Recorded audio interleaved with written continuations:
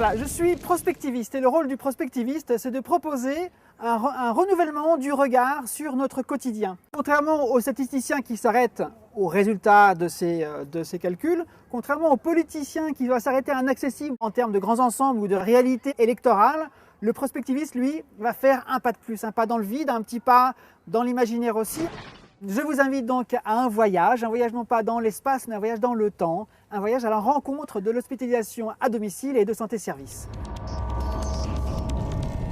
La 200 millième patiente de santé-service était une jeune femme qui a mis au monde son enfant.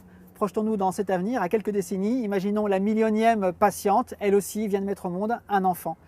Le tableau clinique est un peu compliqué, il faut bien l'avouer, l'enfant est né grand prématuré.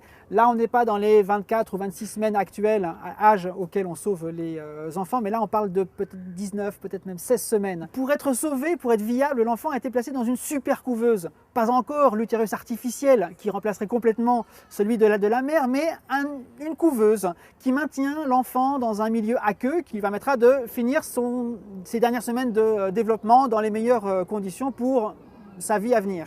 La petite famille rentre chez elle et on a mis à disposition de la mère et de l'enfant un système tout à fait particulier. C'est un robot anthropomorphe. Le robot, il a un rôle qui est fondamental, il a un rôle de collecteur d'informations. La température, des différents niveaux hormonaux, l'enfant aussi de son côté, il a extrêmement besoin de ce robot parce que malheureusement pour lui, à sa naissance, on a dépisté en lui une maladie lysosomale, un déficit en protéines.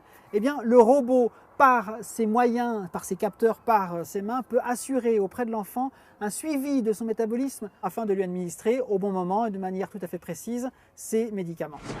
On a beau parler d'intelligence artificielle, il manquera peut-être, et on le souhaite, au robot l'intuition. Il n'y a que l'homme pour savoir analyser quand des chiffres sortent un petit peu des normes, qu'est-ce qu'il faut faire.